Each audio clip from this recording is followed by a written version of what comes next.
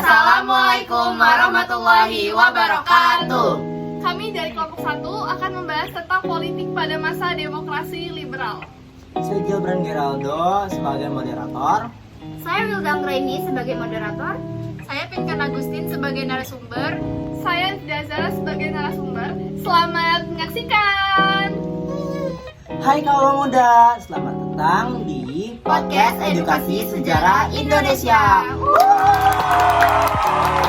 Hari Kamis bersama yang manis. Haha, bisa aja nih Mil. Di depan kita udah ada dua narasumber, yaitu Rifda dan Pinkan, dan ditemani dengan Gibran dan Wilda. Halo. Hai. Jadi kita mau ngebahas apa nih Wil? Jadi di sini kita mau ngebahas tentang perkembangan politik di Indonesia pada masa demokrasi liberal. Sebelumnya aku mau jelasin sedikit tentang demokrasi liberal. Apa sih demokrasi liberal itu? Demokrasi liberal adalah sistem demokrasi yang menempatkan badan legislatif lebih tinggi dari badan eksekutif. Iya, kalau muda, demokrasi liberal juga menjunjung tinggi persamaan di bidang politik, di mana pada demokrasi ini mengedepankan kebebasan dan individu. Karena udah bersama Rifda dan Pinkan yang udah paham banget tentang materi ini, langsung kita tanya aja ya, apa ciri-ciri politik Indonesia pada masa demokrasi liberal? Salah satu ciri politik yang nampak pada masa demokrasi liberal adalah sering terjadi pergantian kabinet. Kira-kira kalau muda ada yang tahu kenapa sering terjadi pergantian kabinet? Sering terjadi pergantian kabinet dikarenakan ada perbedaan kepentingan. Pada masa demokrasi liberal ini, partai politik sedang tumbuh subur karena sistem kepartaian yang berlaku adalah multi partai. Salah 4 di antara partai terbesar adalah NU, PKI, PNI, dan Masyumi. Perbedaan di antara partai-partai tersebut tidak pernah terselesaikan dengan baik, sehingga dari tahun 1950 sampai 1959 terjadi pergantian kabinet. Dan faktanya kaula muda, sebenarnya kabinet tersebut memiliki program dan tujuan yang sama, yaitu masalah keamanan, kemakmuran, dan masalah Irian Barat. Namun, setiap kabinet memiliki penekanan masing-masing. Tadi kita udah cari nama-nama kabinet tersebut. Di antaranya itu ada kabinet Nasir yang menjabat dari tahun 1950 sampai 1951, kabinet Sukiman dari 1951 sampai 1952, dan kabinet Wilopo dari 1952 sampai 1953. Kabinet Ali Sastro Mijoyo dari 1953 sampai 1955, Kabinet Burhanuddin Harahap dari 1955 sampai 1956, Kabinet Ali Sastro Mijoyo II dari 1956 sampai 1957, dan terakhir ada Kabinet Juanda dari 1957 sampai 1959. Nah, sekarang bisa dong kalian ngejelasin masing-masing kabinet yang kita sebutin tadi? Oke, kita mulai dari Kabinet Natsir ya. Kabinet Natsir memiliki program menyempurnakan pemerintahan dan memperjuangkan Irian Barat. Lalu, di pemerintahan Kabinet Natsir, Indonesia berhasil masuk menjadi anggota PBB. Namun, masa jabatan Kabinet Natsir tidak berlangsung lama karena ada kegagalan menyelesaikan masalah Irian Barat dan adanya mosi tidak percaya dari PNI. Kedua, Kabinet Sukiman yang memiliki program menjadikan Indonesia negara hukum dan mengusahakan Irian Barat. Alasan berakhirnya masa jabatan karena penandatanganan kerjasama Menteri Luar Negeri Ahmad Subarjo dengan Duta Besar Amerika dalam Mutual Security Act atau Undang-Undang Kerjasama Keamanan. Perjanjian tersebut berisi tentang pemberian bantuan ekonomi dan militer dari Amerika untuk Indonesia. Kerjasama tersebut dinilai sangat bertentangan dengan politik luar negeri bebas aktif yang dianut Indonesia. Kabinet Sukiman dituduh mendukung Blok Barat yang pada saat itu sedang terjadi perang dingin dengan Blok Timur.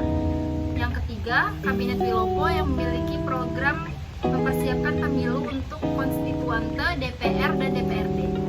Wilopo menjabat lebih lama karena koalisi dari partai PNI dan Masyumi. Masa jabatan berakhir karena peristiwa Tanjung Morawa di Sumatera Selatan.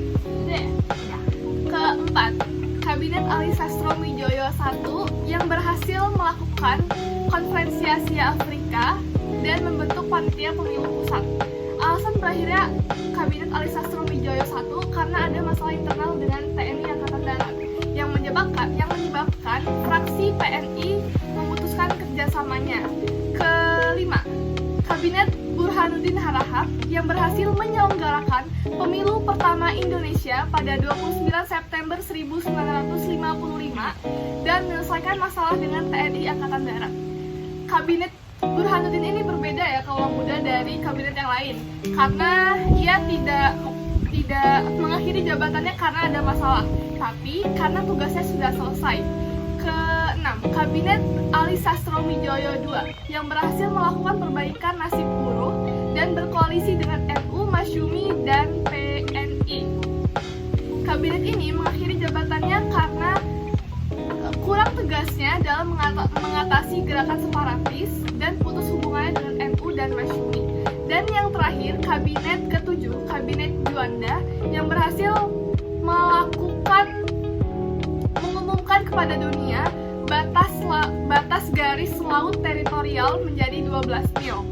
Alasan berakhirnya masa jabatan Kabinet Juanda karena sidang konstituante yang membahas tentang UUD baru belum menghasilkan keputusan apapun walaupun sudah diberi waktu 3 tahun.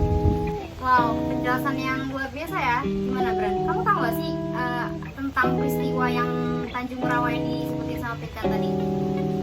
Tahu dong, peristiwa Tanjung Merawa yaitu peristiwa pemerintah menyerahkan kembali tanah Delhi Planters Vereniging, di mana tanah ini sudah digarap oleh penduduk, namun diminta untuk dikembalikan kepada Delhi Planters Vereniging, dan usaha pembebasan tanah ini mendapat perlawanan dari penduduk. Demokrasi liberal juga ada pemilihan umum yang memiliki tujuan memilih wakil-wakil rakyat yang aman duduk dalam parlemen dan dewan konstituante. Pelaksanaan pemilu dibagi menjadi dalam 16 daerah, 208 kabupaten, 2.139 kecamatan, dan 43.429 desa. Nah, pada pemilihan umum ini terbagi menjadi dalam 2 tahap. Tahap pertama ini dilaksanakan untuk memilih Dewan Parlemen yang dilaksanakan pada 29 September 1955. Nah, tahap kedua untuk memilih Dewan Konstituante yang dilaksanakan pada 15 Desember 1955. Selanjutnya, pemilihan umum 1955 merupakan tonggak demokrasi pertama di Indonesia. Keberhasilan penyelenggaraan ini menandakan telah berjalannya demokrasi di kalangan rakyat. Banyak kalangan yang menilai bahwa pemilu 1955 merupakan pemilu yang paling demokratis di Indonesia. Nah, hasil pemilu tahap 1 yaitu PNI dan Masyumi mendapat 57 kursi, NU mendapat 45 kursi, dan PKI mendapat 39 kursi. Nah, pemilu tahap 2 bakalan jelasin sama Pinkan. Oke, kita lanjut ke pembahasan pemilu tahap 2 ya. Pada pemilu tahap 2 menunjukkan bahwa NU, PNI, dan PKI meningkat dukungannya. Sementara Masyumi meski tetap menjadi pemenang kedua, perolehan suaranya berkurang 114.267 dibandingkan suara yang diperoleh dalam pemilihan tahap 1.